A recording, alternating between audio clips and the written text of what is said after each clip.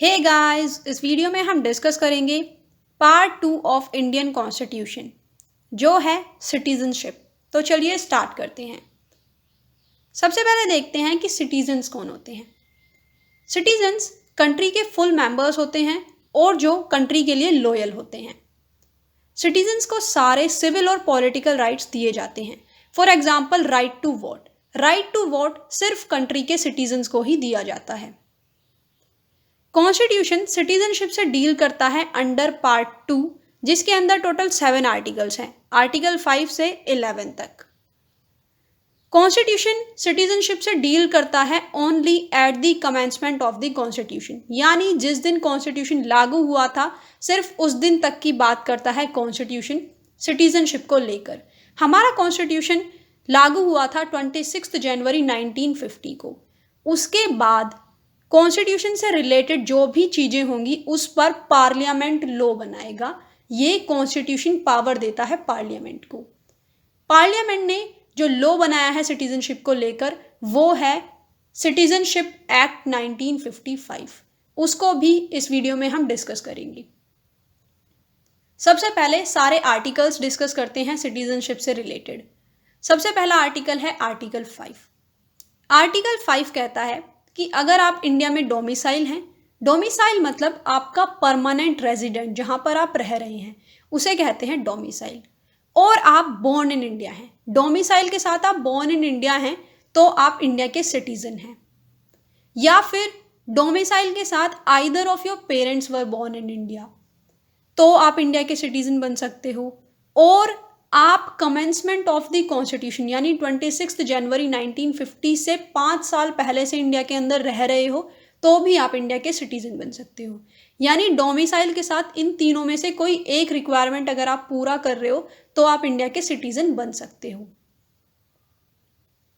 Next है article 6। Article 6 उन लोगों की बात करता है जो जब हमारी कंट्री इंडिपेंडेंट मिली थी हमारी कंट्री को, उसके बाद कंट्री को डिवाइड कर दिया गया था, तो जो लोग पाकिस्तान से इंडिया माइग्रेट करके आए थे उन लोगों के बारे में बात करता है आर्टिकल 6। उनको सिटीजनशिप कैसे मिल सकती है।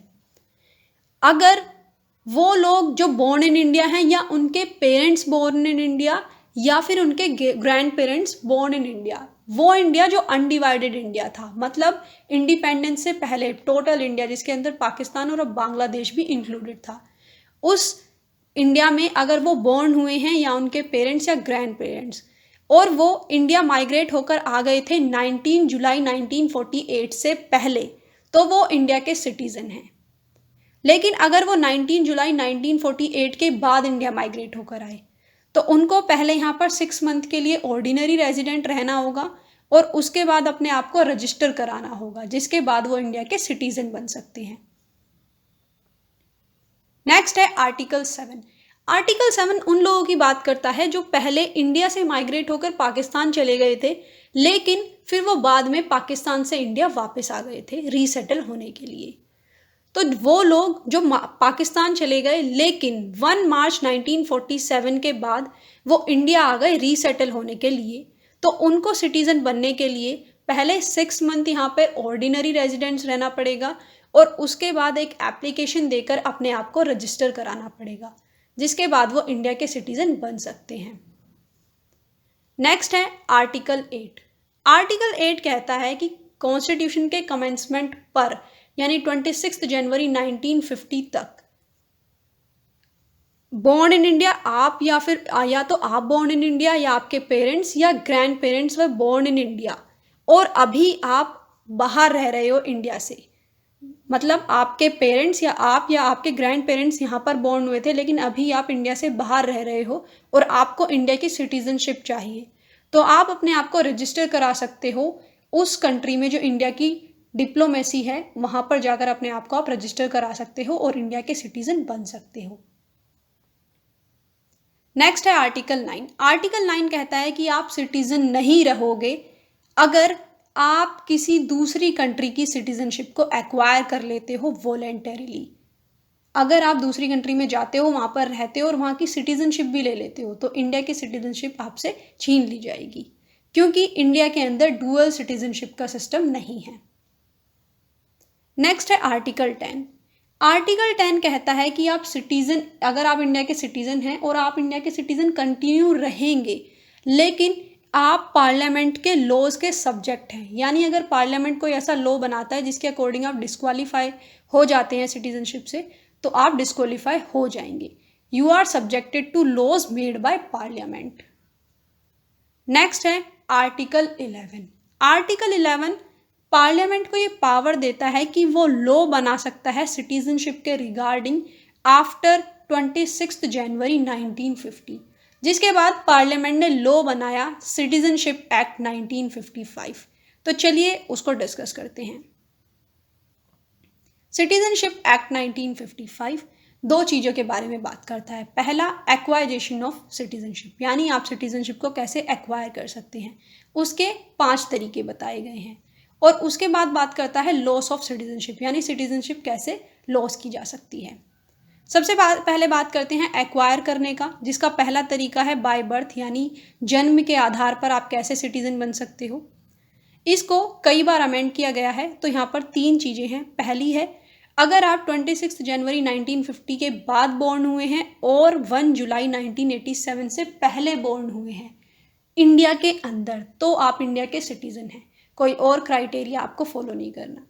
लेकिन अगर आप 1 जुलाई 1987 के बाद पैदा हुए हैं इंडिया के अंदर, तो either of your parent should be citizen of India, या तो मदर या फादर में से कोई एक सिटीजन होना चाहिए। ऐसा इसलिए किया गया क्योंकि जब इंडिया की जितनी भी एडजेसेंट कंट्री हैं वहाँ से माइग्रेंट होकर लोग यहाँ आते थे, और यहाँ पर जब बच्चे बोर्न होते थे तो वो इंडिया के सिटीजन बन जाते थे। इसकी वजह से बहुत प्रॉब्लम हो रही थी, तो इसीलिए ये क्राइटेरिया बनाया गया। फिर नेक्स्ट 3 दिसंबर 2004 के बाद अगर कोई बच्चा यहाँ पर इंडिया में पैदा हो रहा है, तो उसके दोनों पेरेंट्स बोर्न इन इंडिया होने चाहिए, यानी इंडिया के सिटीजन होने चाहिए, और उनमें से कोई भी इलीगल माइग्रेंट नहीं होना चाहिए। ये क्राइटेरिया फॉलो करना है। नेक्स्ट है बाय डिसेंट। बाय डिसेंट आप कैसे इंडिया की सिटीजनशिप ले सकते हो। अगर आप इंडिया से आउटसाइड बोर्न हुए हो और आपको इंडिया की सिटीजनशिप चाहिए, तो अगर आप इंडिया से बाहर बोर्न हुए हो 26 जनवरी 1950 के बाद और 10 दिसंबर 1992 के पहले, तो आपके जो फादर हैं वो सिटीज़न होने चाहिए इंडिया के at the time of your birth, तो आप इंडिया के सिटीज़न बन सकते हो। उसके बाद 10 दिसंबर 1992 के बाद अगर आप आउटसाइड इंडिया बोर्न हो रहे हो, तो आपके मदर या फादर में से अगर कोई सिटीज़न है इंडिया का, तो आप इंडिया के सिटीज़न बन सकते हो। ये जेंडर इक्वालिटी को लेकर अमेंडमेंट किया गया था। उसके बाद जो अमेंडमेंट किया गया है उसके अकॉर्डिंग अगर आप 3 दिसंबर 2004 के बाद बोर्न हो रहे हो, तो आपको अपना रजिस्ट्रेशन कंपल्सरीली जो डिप्लोमेसी है वहाँ पर करा लेना है 1 ईयर के अंदर, अगर आपको इंडियन सिटीजनशिप चाहिए। ये एक्सटेंडेबल है। थर्ड है बाय नेचुरलाइजेशन। नेचुरलाइजेशन के प्रोसेस से भी आप इंडिया के सिटीजन बन सकते हैं।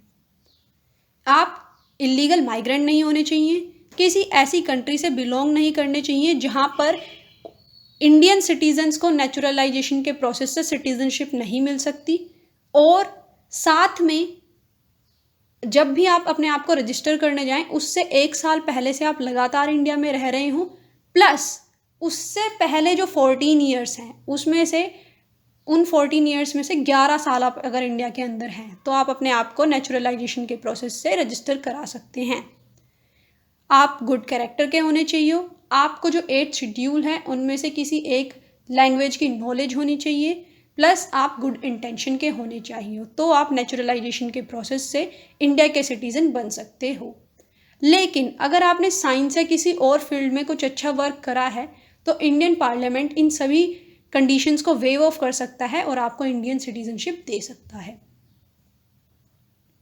फोर्थ है बाय इनकॉर्पोरेशन। बाय इनकॉर्पोरेशन यानी जब भी इंडिया कोई टेरिटरी को एक्वायर करेगा, for example Pondicherry, Daman and Diu, इन सभी को जब भी हमने एक्वायर करा था, तो हमने लॉ बनाकर ये बताया था कि कौन इंडिया के सिटीजन बन सकते हैं इन एरियाज से। और लास्ट है बाय रजिस्ट्रेशन। बाय रजिस्ट्रेशन भी आप इंडिया के सिटीजन बन सकते हैं। आप पर्सन ऑफ इंडियन ओरिजिन हैं, यानी इंडियन ओरिजिन के आप पर्सन हैं, और आप इंडिया में 7 ईयर्स से ऑर्डिनरी सिटीज़न हैं, तो आप अपने आप को रजिस्ट्रेशन के प्रोसेस से इंडियन सिटीज़न बनाने के लिए रजिस्टर करा सकते हैं। या फिर आप किसी इंडियन सिटीजन से आपने शादी की है और आप इंडिया में 7 ईयर्स से रह रहे हैं, तो भी इंडियन सिटीजन के लिए आप रजिस्टर अपने आप को करा सकते हैं। और इंडियन सिटीजन के जो माइनर चाइल्ड हैं वो भी रजिस्ट्रेशन के थ्रू इंडियन सिटीजन बन सकते हैं। तो ये थे 5 वेज जिससे आप इंडियन सिटीजनशिप ले सकते हैं। अब हम देखते हैं लॉस ऑफ सिटीजनशिप, यानी सिटीजनशिप कैसे लॉस्ट की जा सकती है। सबसे पहला है रिनंसिएशन। ये एक वॉलेंटरी एक्ट है जिसमें आप खुद बोलते हैं कि हमें अब इंडिया की सिटीजनशिप नहीं चाहिए।